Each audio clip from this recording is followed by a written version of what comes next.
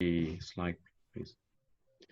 Thank you very much, Savan, for a very, very interesting presentation. Very helpful to understand what should be in a personal statement.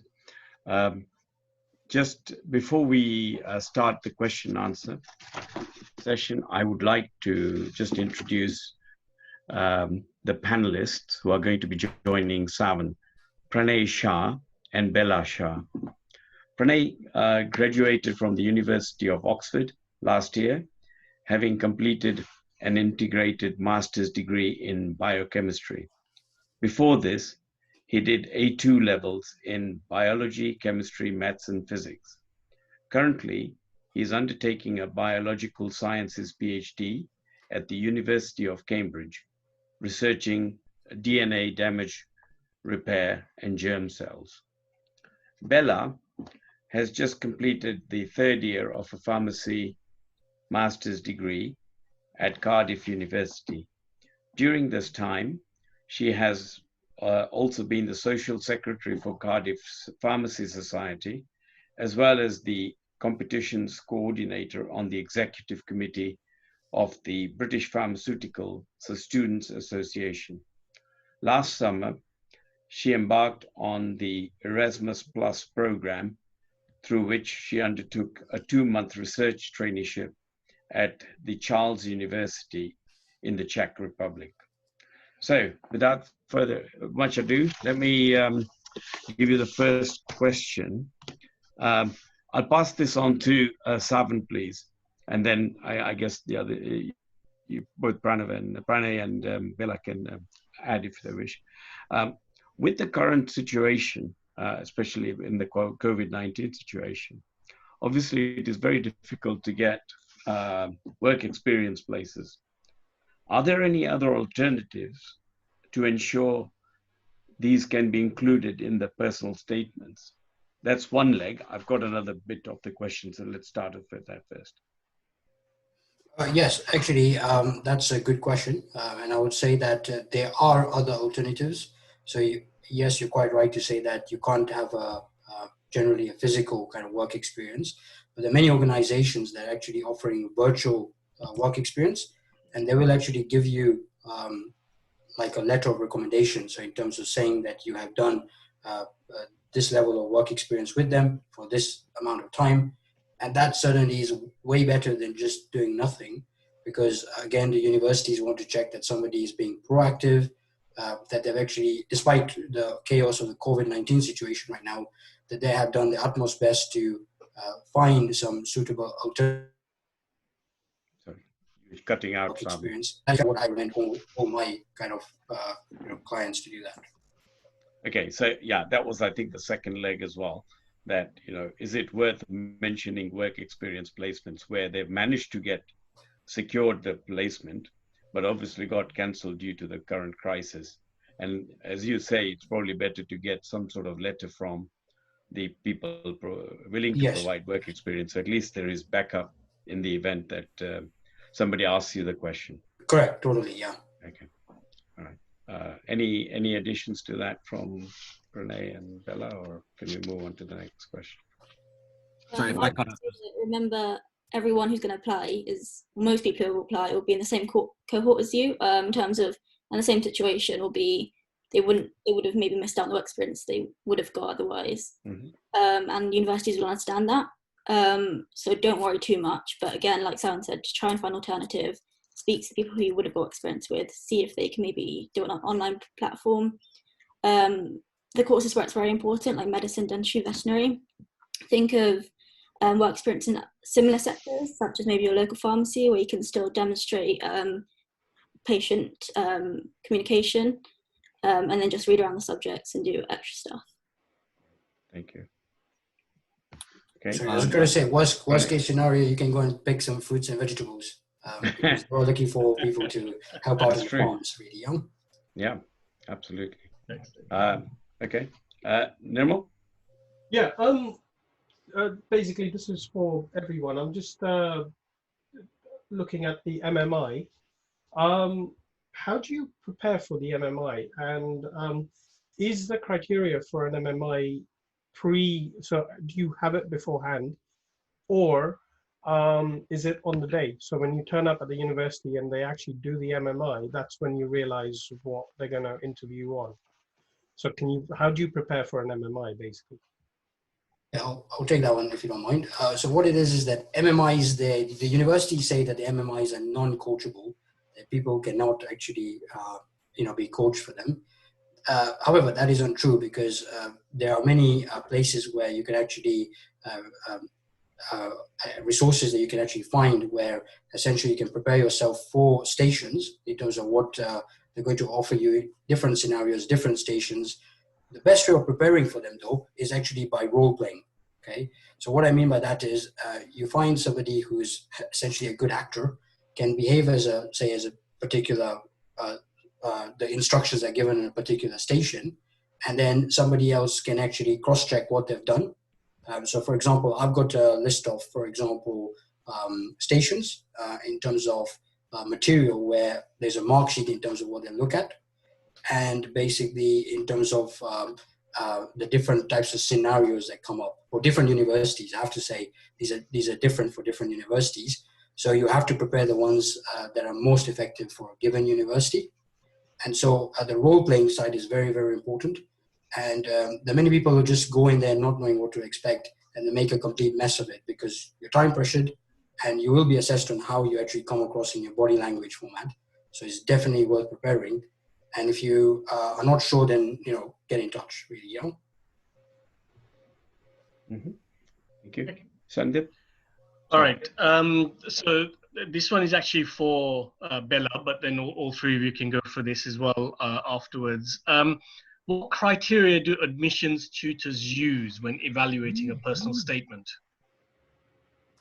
So usually it's what sounds what he said. So they'll go through that you have mainly 5 paragraphs, but there's nothing specific that you have to put inside. So they're mainly just looking that they're interested in your personal statement and that they're, like Savan said, they want you as much as you want them. So just remember that when you're writing it, and it'll put a lot of pressure off you. Try and make it into more of like when you're introducing yourself into a story. So you're kind of giving us a background of who you are. Maybe saying, often I'm described as, or ever since I was young, I did this and this, or maybe interested in the course, to really grab their attention. But apart from that, just make sure, you follow the 5 paragraphs and the questions that are in those 5 paragraphs. Okay. Yeah. Rohit? Yep. Okay. Thank you. I think this one is, again, to Savan to start with, and then pass on to Bella and Pranay, is apart from doing past papers, are there any other good methods of preparing for admission tests? So it depends on what type of admissions test. So, for example, if it's like the BMAT or the TSA, there's a lot of material out there which you can get and practice using that. I would say that that is obviously very effective. You can use the past papers as a good source of what you should be doing. However, on top of that, it is worth basically going over things like you perhaps have forgotten. So, for example, if you're not doing physics at A level, for example, in the BMAT, there is a huge section as well in physics as well in the science section. So you must make sure you go back and like learn your stuff from the physics. So that is important. But also, like in the case of the TSA as well, there is a lot of reading, wider reading that you need to do in order to prepare yourself effectively. And if somebody is again in doubt, then there are certain resources that I could recommend, which would actually be very effective for things like the BMAT and UCAT and the TSA. Okay. Thank you. Guys, any input in that from your side, whether you've had any tests or where you've used that? I didn't have any admissions tests, luckily. So I think, yeah, past papers and stuff, and just getting down and practicing it. Once you know what to expect, obviously, everything goes a lot better. Yeah, I had interviews and a calculations test, but also speak to people who are on the course already, if you know anyone, because they can really, really help you out. Okay, that's good point. Nirmal? Yeah, again, this one is for all of you. So I'll start with Savan and then everyone else. So if you decide to change your course or choose a new university, so let's say you've got your place, you've got your offer, and then you say, okay, you had a change of mind and you decide to change that. Do you have to then go in and do the whole process again? So do you have to then rewrite the personal statement and the whole thing again? I mean, I'm just looking at also the clearing process. What happens in that? Do you actually then have to redraft a personal statement through the clearing process? So what happens is that when somebody fills out the UCAS form and have selected the universities, the 5 universities, they have to later on in the process select what is their firm and what is their insurance. So what that means is that if they get the results that say that they're hoping for, then which university do they want to go to as their first choice? If, however, they don't get those results, then basically what is the next choice they want to go to? So what's their second choice? That's the insurance policy, insurance option. So if they happen to get the results and they meet the results of the firm choice, then they're contractually bound to go to that university. However, these days there's something called adjustment that takes place. So what I mean by that is, say somebody was expecting 3 Bs, they got the 3 Bs, and they're into a particular university, for example, but say they actually ended up actually doing better than they actually expected. Say, for example, they got 3 As now rather than the 3 Bs. They could then basically go through the process of adjustment, and actually that could actually get them to a better university, in assuming that they have a place, that is, just by that process, without having to go through the entire application again, because that will be done on the same day when results come out. However, if they don't get the results that they actually were expecting, and it's below that, say it's below the 3 Bs, then they have to go through something called clearing. And the clearing process, again, will open up on the day the results come out. So this year it's 13th of August. And basically, then they can apply for whichever universities are in that clearing list at that time. So, Sam, just one thing. You mentioned that you've got your confirmed, your firm and your insurance. Yeah. Now, let's say the university that you want to go to is neither of them. Then does that still work through the adjustment process? Yeah. The adjustment process, you can be for any university that is willing to accept you based on your grades, even if you've not applied to them. And basically, as long as basically have a place, and again, the grades that you have are relevant for that course in that university. So everything has to fit, essentially. So it's a case of luck as well. Okay. All right. Bella or Pranay, anything? Yeah, I think if you go through the adjustment or clearing and then there isn't a new university with the place that you want, you'd have to reapply, go through the next year's application cycle, and definitely, rewrite your personal statement, do everything again, adapt it to the new course, the new university, and you'll have to go through the whole process properly. Okay. Bella? Not much to add. But again, if you've taken a year out, maybe make sure you adapt it to add that year out, that year or whatever you've done in there, and try and show that you've actually done something with your time. Okay, thanks. All right. This is actually again for all 3 of you, but I'm going to target it at Pranay for the time being. So the question is basically, if your predicted grades were lower, but in the final grades you actually did get your grades, how does this affect or work for the top 10 universities? What impact, and the second part of this question was, what impact does COVID-19 have for the 2021 students? Yeah, so in terms of surpassing your predictions and getting higher than that, usually the top 10 universities don't have that many extra spaces for the most subscribed courses.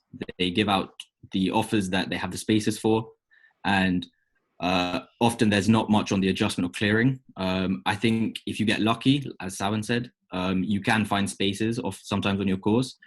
Usually, if you have done much better and you think you can reapply and get into one of those top 10s and they don't have a clearing spot on results day, for example, when you look on the UCAS website, it will just be a case of waiting for another year, going through that application process again. You've done it once, so hopefully it'll be easier. But usually for those top 10, I'd say that's how it would work.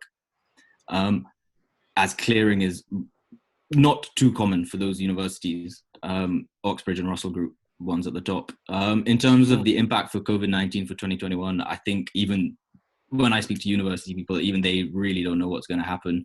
Depends how many people are going to try and defer their places. obviously a problem with deferring is they might say no to you. They might say you can't have a place next year, you have to reapply. And they don't want to say yes to defer. Oops, we just lost you, Pranay. 2021 cohort. Sorry. So they might not let people defer because that gives less spaces for the 2021 cohort. So I think the impact it will have is on the teaching for this upcoming year. Beyond that, hopefully it will normalize out. But I know some unis are just doing online teaching for the next year or so, which will probably be where the biggest impact comes from. Okay. Yeah, I think I'm just going to add to that, basically this year is obviously a different year because essentially because of the COVID-19. So what is going to happen is I think that the universities will have to show more flexibility, really. Every university will have to show more flexibility because the reason for that is that they're going to get less international students, one thing. The other thing is that they will be informed by the government to show more flexibility. So there is a greater degree of like latitude in that way in terms of being flexible, but how far flexible they're going to be is obviously a completely different matter. They can't take in more students than what they allowed, that's for sure. So they can't just say they're going to take in a couple more to meet the problems that they have. They will try and be as flexible as possible. But however, as Pranay has just said, if we're going to go with the top universities, they are obviously a few places anyway. So the problem is that they are unlikely to have many places at any given time. So that is unlikely to happen, and you might have to be prepared to take out a year if that is the case. But the way I look at it is, if you're going to go to a better university for the sake of like doing something for 1 year, that might be the better option. So Savan, continuing on the COVID-19 question, Yeah, those cohort who are supposed to have sit exams now, yeah, their predicted grades, they're going to get their predicted grades, but could have done a lot better in the final, or vice versa, or whatever. What's the option on them in terms of appealing, etc.? Oh yes, okay. So I have to say that information is very, very unclear right now. So there was talk of them being able to appeal, in the autumn term. Then somehow that became, from the government's perspective, they're not sure if that's ever going to happen, whether that appeal process is going to be even happening. So at this point in time, I think it's probably just best to watch out for any further updates, any further news. But at this point in time, they haven't really said anything at all. Okay. So great degree of uncertainty. Yeah, absolutely. Ramit? Okay, yeah. I think Savan, again, start off with you. You mentioned something about reading surveys completed by students to form an informed, independent decision. Where can one get access to these reports or information?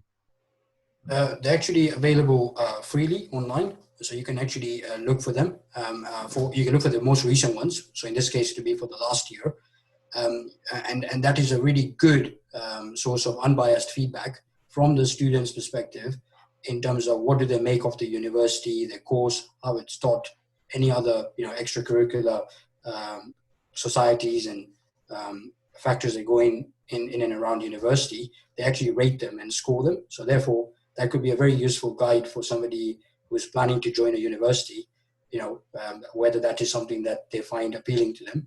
Because sometimes you can notice a very big difference between what a prospectus says and actually what the student satisfaction surveys show. Thank you. Just to add to that, sorry, go on. Pranay. Often universities need a certain amount of students to fill the survey for it to be published.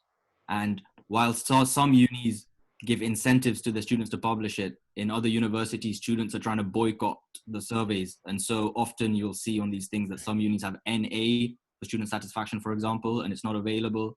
Some will have very high. So often going to virtual open days or open days and speaking to students is also very highly recommended to complement what Savan has said about looking at these surveys. Because sometimes the way they're published and things, it's a bit different between universities and the way it's all done. Yeah, totally agreed. I think you need to look at various things. You can't just look at one thing, right? You have to definitely go for the open days, physical or virtual. Look at the student satisfaction surveys. Speak to the recent graduates. Do your various research before deciding, because you'll be there for the long term. So you have to spend the time doing that.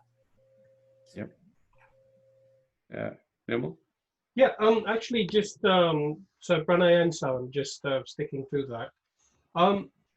Virtual open days and actual open days are set times when these happen, and universities will probably put their best foot forward at that time to ensure that they get a good impression on everyone who's coming there. Now, you did mention that there's student surveys. There's surveys that students actually fill in.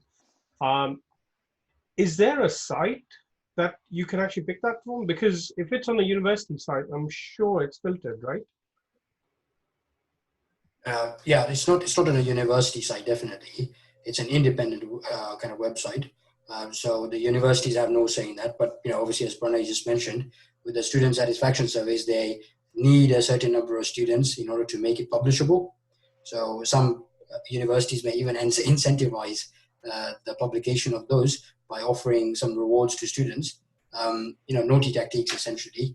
But basically, generally most universities will hopefully have many good things that that students can say about them, that they don't need to go to such lengths.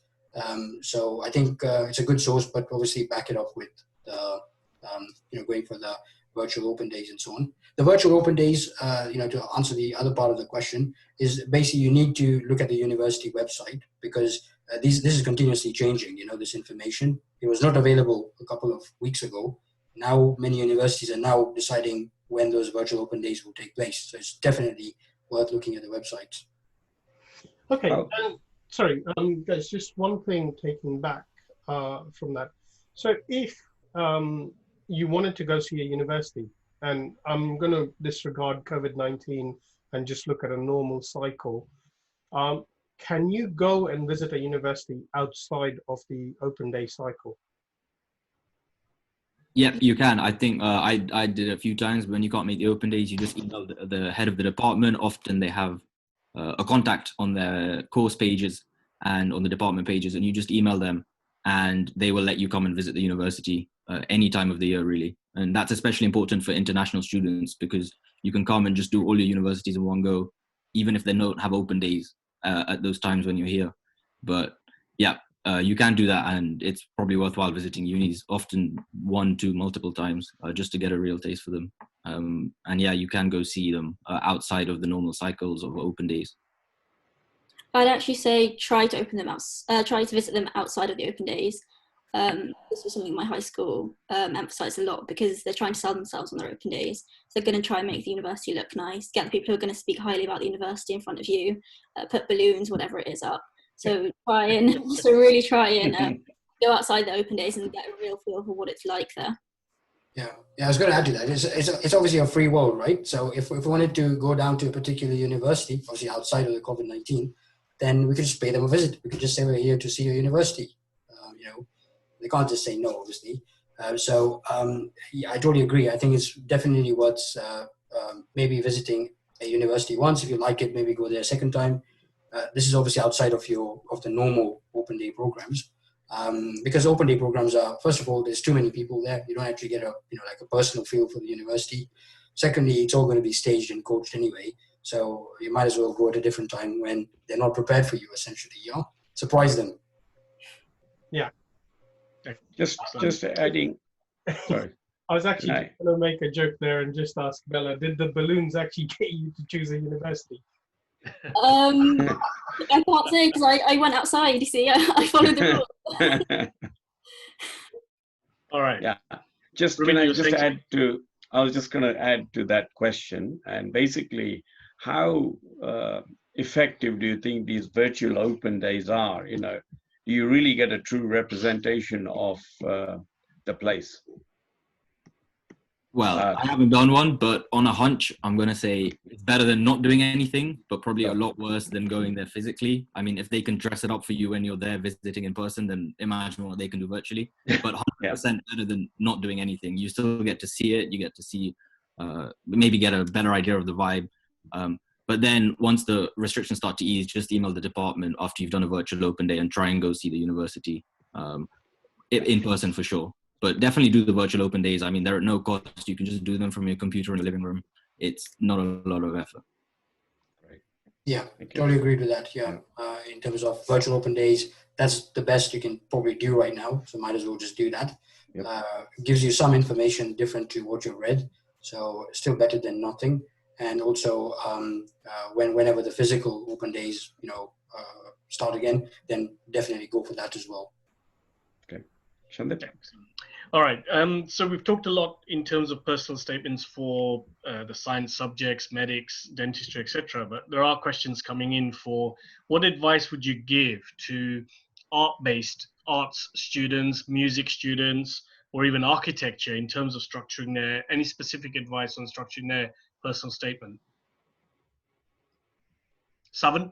Yeah, so my advice would be, especially with the arts, you see, the arts is basically a very creative field. So you have to show, the point I mentioned about the difference, how you're going to be different, right?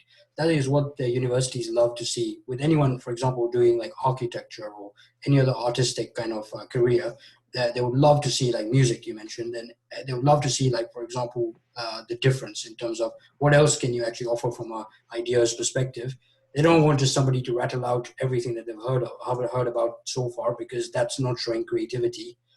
These subjects are there purely on the basis of creativity. So the more creative you are, and the more you can demonstrate that, then your chances are so much higher of actually getting into the top universities, as well as your motivation. Because the number one factor I find anyway, when I speak to students who want to do a particular course, it is so easy to actually find out how well motivated somebody is. It's like saying, for example, if you put a brick wall in front of somebody, and that person will be ready to walk through the brick wall in order to do a particular career, like metaphorically speaking, then obviously that is exactly what has to be like resonated from a personal statement perspective in any career you do. And I think if you follow the general structure of those 5 paragraphs, even for the artistic students, doing work experience is not going to do them any harm, essentially. If anything, it just supports the cause as to why they want to do something. So I would truly suggest that they do have to stand out, because these careers are also very competitive, but also there are fewer places for these careers. So therefore, it's very important that you do stand out in your personal statement. And sorry, just wanted to add that for many of these type of careers, there's no interviews. So in other words, the only chance that you have to shine is actually in your personal statement. Right. So that is basically the document that is the selling point. Okay. Great. Brilliant. Okay. Yeah. Okay. Just basically talking about personal statements, very much so, in terms of how long should the introduction and conclusion be, and should all the 5 sections of 5 paragraphs be equal in length, or how do you structure that? That's the one that I think you touched on part of it, but it'd be good to have an answer to that. Yeah, I would say that they have to be roughly equal in length. Obviously, there could be some variations. So, for example, if you try and make sure, for example, that they're roughly equal, the introduction and conclusion can be a little bit shorter. But if it looks like it's like given an equal balance per paragraph, then that looks visually appealing for the eyes as well, and also make somebody who's reading that personal statement think that actually this person is actually very methodical. They have a very clear structure, they're very organized, and they really know how to show themselves well on a piece of paper, compared to, if it's like, say, short in one area and long in another area, that will not be very good. Interesting. Yeah, that's very helpful. Okay, Nirmal?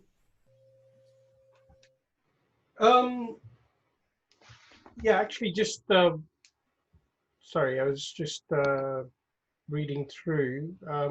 I think the question I was going to ask is actually covered by Shandip. So I'll actually move on to the next one. Which league table is good to follow for universities? So it really depends. So you'll see often universities posting where they came in a league table on their websites, and then you'll see another university saying they're in exactly the same place, even though it's a different university in the same year's league table. And these discrepancies arise because different league tables place importance on different things. So while some league tables put importance on research, some might put it on student satisfaction, some might put it on the number of professors per student, for example. And then the different weighting of these put universities in different places. So newspapers have them. So for example, there's the Times Higher Education one, the Guardian have them, there's the National Student Survey, for example. All of these have, and then there's the global ones as well. What the best thing to do is just have a look at all of these and just be very careful when you look, be very methodical when you look at them. For example, look at You're cutting out, Pranay. so the row have a different statistic, and just look at what that says. Oh, sorry. Each can you hear me now? Yeah. So each row, each column has a different statistic. So just look at that and compare between league tables, and don't let the sort of exact position sway you too much, because there is very big discrepancies between tables. So look as many as you can is my advice. Okay. Yeah, I agree to that. And I would just like to add that also look for consistency as well. So for example, if universities are showing a consistent trend, amongst the different like league tables from different sources and year on year, then that is more representative compared to if it's just like from one source or from 1 year. So big differences in university, like big movements in university league tables are quite rare. And if you see that, then you have to question, well, why is that the case really? Mm-hmm. Okay. Right. In terms of group interviews, should one prepare to have interactions with other individuals who are also anticipating attending a group interview? Is it better to practice with others who are anticipating similar interview experience?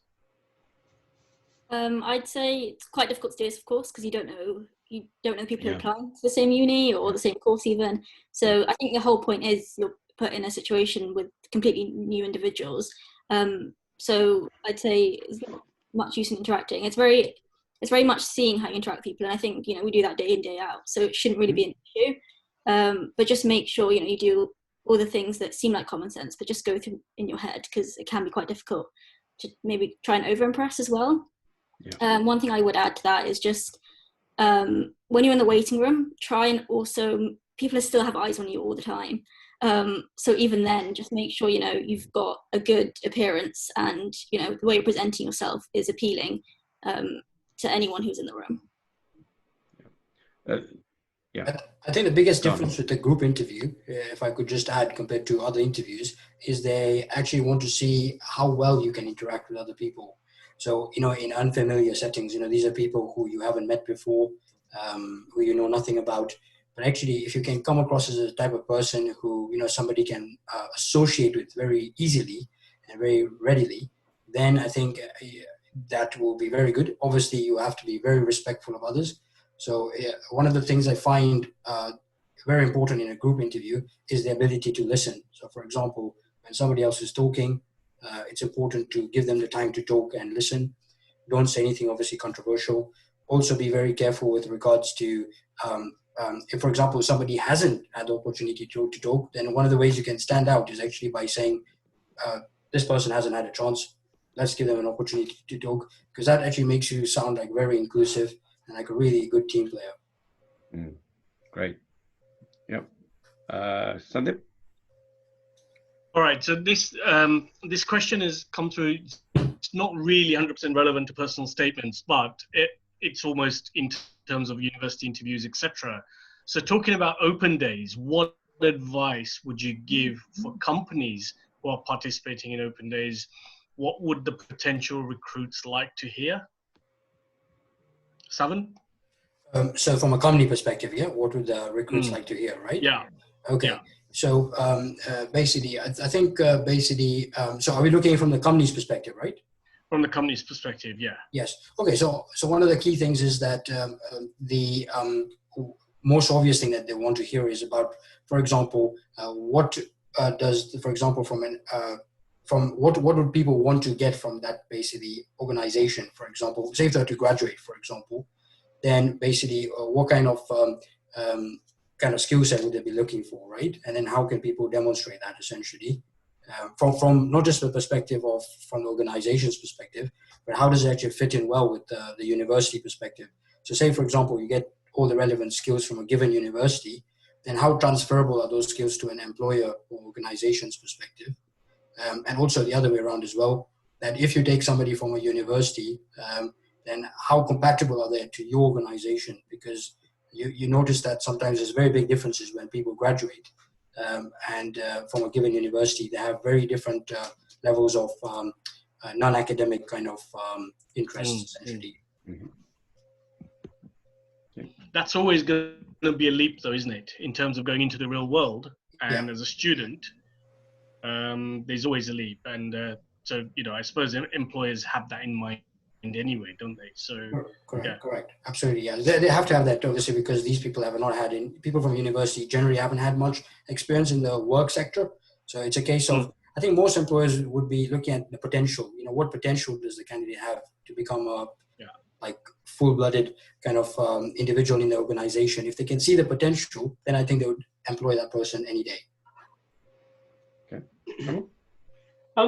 So sorry guys, I'm conscious of time, and I know that pretty much running down to our hour and a half now. So I'll basically put this out to all three of you, and then whatever we have after this, we'll try and do as an addendum. There's only a couple more which we can probably finish. Okay, fine. So guys, just one question to all of you. How much would a gap year benefit someone, especially in the current scenario? And I think the question here was specifically to as a Russell Group of universities. So how would it benefit someone? And also, while you're talking about the benefits, can you also talk about the other side as well? So how would it not benefit them? So in terms of benefits, I think if you use it correctly, it can be just an increase in maturity and really showing why you've thought about why you want to do this course, maybe gaining some extra experience, working in places, something simple as like working in a pharmacy, as Bella said, for example, or just if you're applying for humanities and arts, like doing some more reading and really thinking about why you're interested in a particular subject. So like within English, where you're interested in a particular era or an author, and doing something like a gap year can really help with that because you have your own time to really consider these things, which you might not have during like a normal school year, for example.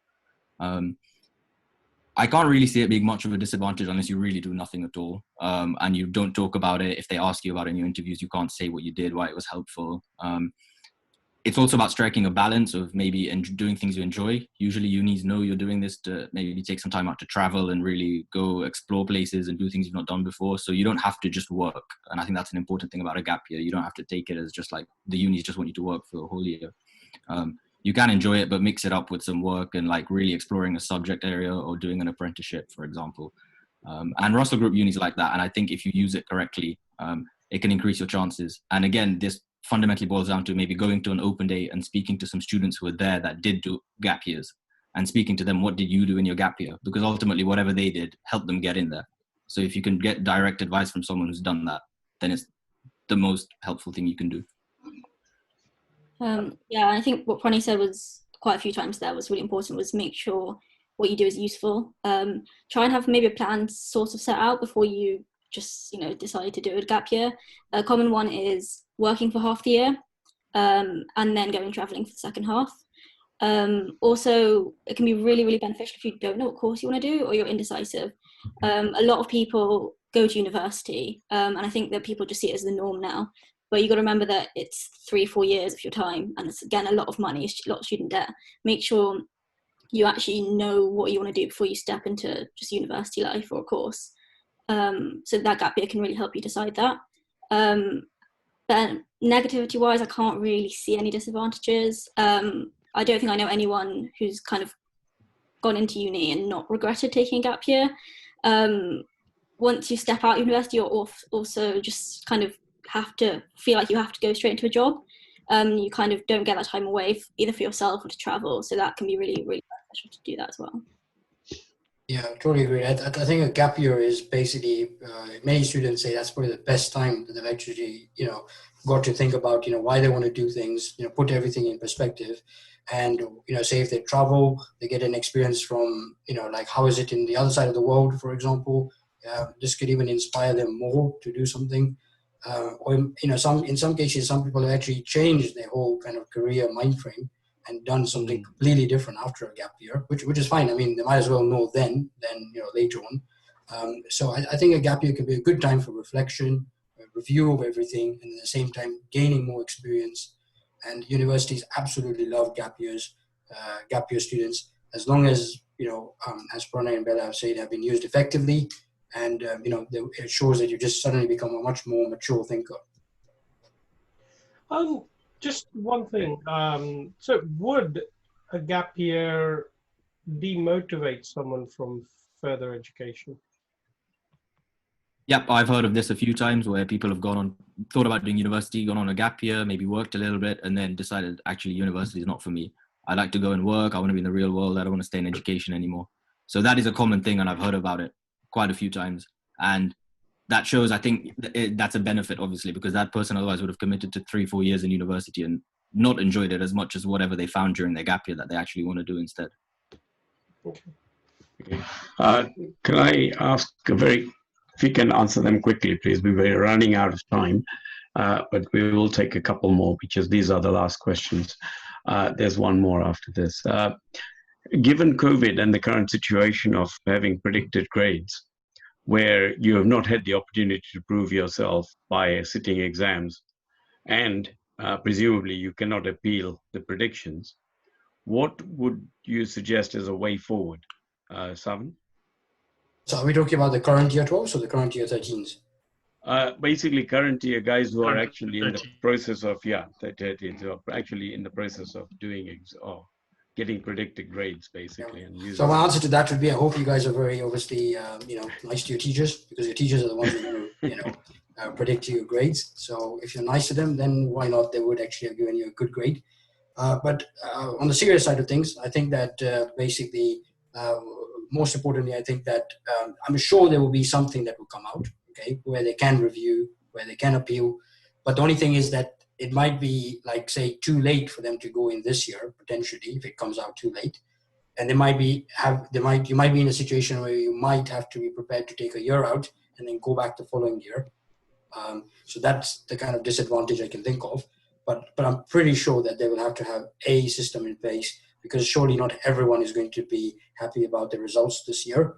But from some of the readings I've been doing and some of the information I've gathered, the results this year are going to be, like many teachers have predicted, way higher than what students were capable of.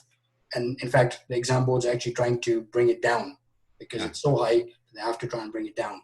Sure. So I personally do not think that will happen. Okay. Just a very quick add-on in terms of very specifically on a dentistry question. Somebody obviously wants to go and do a dentistry. Are there any specific websites or organizations offering work experience for dentistry in this current situation? With regard to this, I think this fits into a general trend of there seems to be organizations that are creeping up for subject-specific things. One of the best advice I can give is go get a LinkedIn profile and look on there. All over your LinkedIn, I can see people coming up with databases, organizations for free, where they're giving out work experience and like creating networks for subject-specific areas. Loads of universities have also opened up free online courses. So go and look at those. They give you certificates. You can put those on your personal statements. They've opened them up because of this coronavirus thing. So there'll be some for all sorts of subjects, probably dentistry included. So yeah, free online uni courses and LinkedIn are probably the most useful resources there. Super. Thank you. So, Shandip. Very, very quick question, and probably this is the last one. There's one more after this. Okay. Do universities look at students' social media profiles when they're considering applications and trying to tie that up with their personal statement, that they're not telling fibs and that kind of stuff? Yeah, they do. I have to say that basically, I do remember there's a situation, I say that I've been part of panel interviews where you actually get to represent and sit in as a student. And actually, universities have access to all this stuff. So they can actually go and look at your social media like anyone else can. They can actually go and visit, like, just to find a background of how you are as a person. And if you're actually claiming to be doing things that are not actually true, basically, for example, right? Because a lot of people, obviously, they can try and portray themselves in a different way in a personal statement than is actually the case. So you have to be quite wary about what is available on a public platform. So I would say be careful. Yeah, excellent advice. Yeah. If I can have this as a last question, please. Other than A-levels, there is obviously BTAC, which has recently been introduced. how does this tie in with the university admissions process and personal statements? Savan, if you can start off. Yeah, so the BTEC is basically definitely more integrated from a perspective of for certain careers, like more vocational based, especially where a lot of the, say, rather than academic qualifications, it's more a case of practical skills that are more important. Then I think those kind of subject areas and career fields would be more relevant when it comes to BTEC. So I think that might be better in those kind of careers compared to A-levels. And there's some specific technical colleges that actually offer all the BTEC qualifications. And I think they should run some really good programs. Okay. Nirmal or Sandip, do you have anything else? I'm going to close the Q&A now. I think there's been some really, really good answers and very, very Thanks. helpful for the audience as well. So excellent. Thank you, guys. Thank you. Before we finish, if I may take this opportunity to thank Savan for an excellent presentation, and obviously, and Savan, Pranay, and Bella for a great Q&A session. I hope you've all enjoyed this and found the webinar helpful. As I mentioned before, we have recorded this presentation and we'll be putting it up on our YouTube channel and Facebook pages. Please see our poster with respect to helping the elderly, the vulnerable, those in isolation, and key workers. If anybody needs help, please call the number. If you require further information from today's webinar, please call, SMS, or WhatsApp our helpline number. And our next webinar is on how to use COVID-19 lockdown to boost exam results in GCSEs A-levels 2021. That's on Thursday, the 2nd of July at 7:30 p.m. So if you haven't registered, please register, and we really look forward to welcoming you all. If there are any suggestions for future webinars, please use any of these methods to get in contact with us. And finally, thank you very much for attending today. Be safe, stay alert, control the virus, and save lives. Goodbye.